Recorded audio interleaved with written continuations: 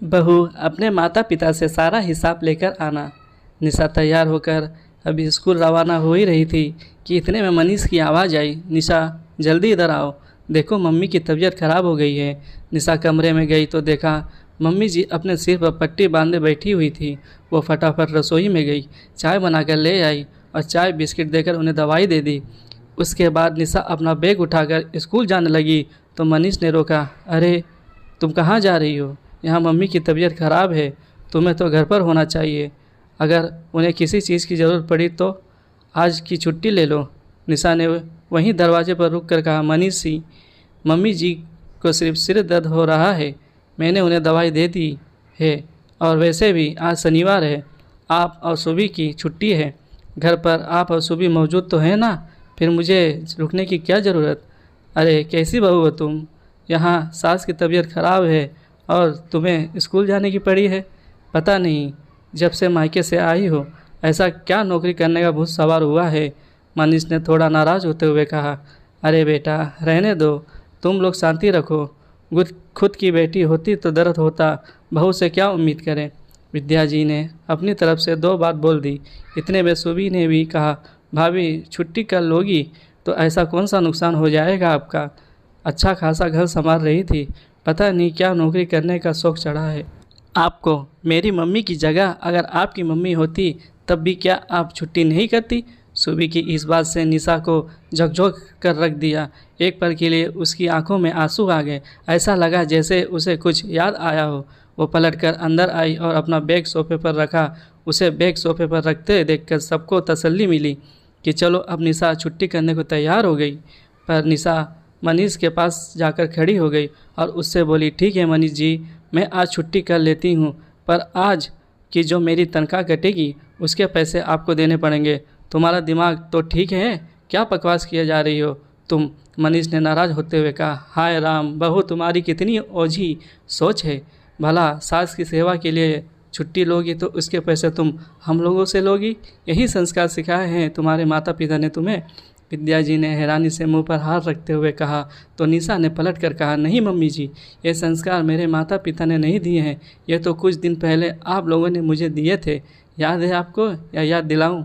उसकी बात सुनकर वहाँ मौन पसर गया। किसी ने कुछ नहीं कहा और निशा ने अपना बैग उठाया और वहाँ से स्कूल के लिए रवाना हो गई। निशा जब ऑटो में बैठकर स्कूल के लिए रवाना हुई तो उसे वो दिन याद आया जब उसके मम्मी पापा के इलाज के बाद अपने घर के लिए रवाना हुए थे। उस दिन निशा अपने कमरे में कपड़ों पर तह लगा रही थी।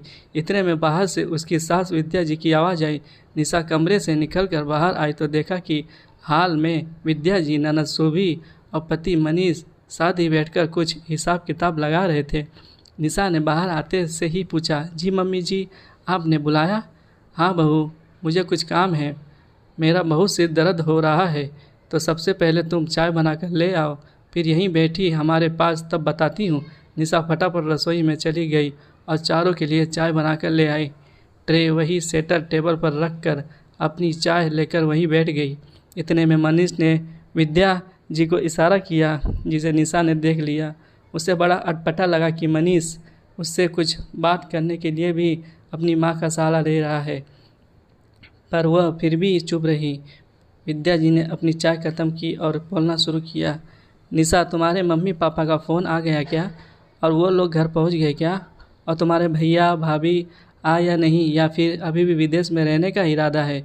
जी मम्मी जी, अभी अभी मम्मी से फ़ोन पर बात हुई, वो लोग घर पर पहुंच गए और भैया भाभी भी घर पर आ गए हैं। इस बार भाभी यही मम्मी पापा के पास रुकेंगी।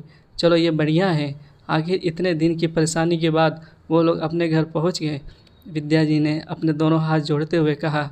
फिर थोड़ी देर मौन रहने के बाद विद्या जी ने कहा, देख बहू, मुझे बात घुमा फिरा कर करना तो आता नहीं है, इसलिए सीधे सीधे बात कर रही हूँ। इस बात तेरे पिता की तबीयत खराब होने के चक्कर में तेरे माता पिता पूरे 10 दिन यहाँ रुके।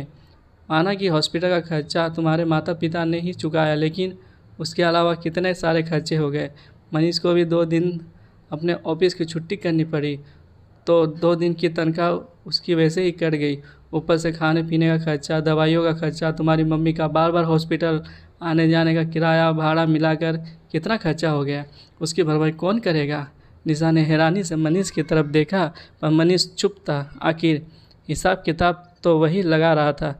इतने में सुबी ने कहा, भाभी हमें तो लगा कि तुम्हारे मम्मी पापा जाते समय उन सब खर्ची का भरपाई कर जाएंगे, पर वो तो सीधा मुंह उठाकर चलते बने। यही भी नहीं सोचा कि बेटी के ससुराल वालों से उन्होंने कितना खर्चा करवा दिया। यह बात सुनकर निशा को गुस्सा आया कि ननद छोटी होकर उससे कैसे बात कर रही है।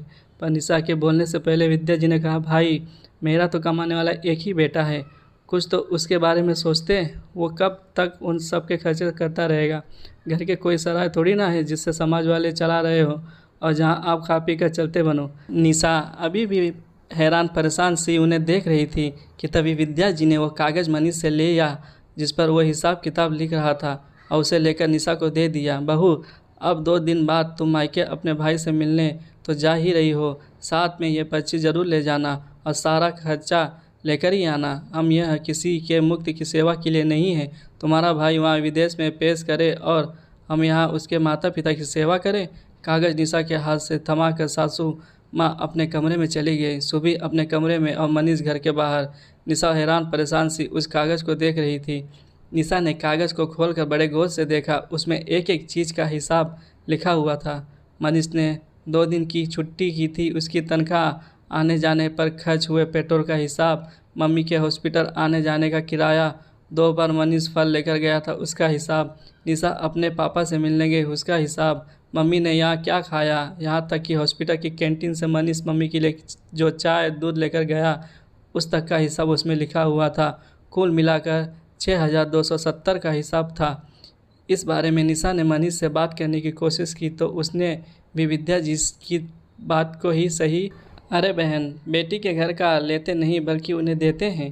क्यों अपने माता पिता को कर्जे में डुबो रही हो। और फिर तुम्हारा भाई इतना कमा तो रहा है, इतने से भी खर्चे नहीं करेगा क्या। खैर 2 दिन बाद निशा अपने मायके गई।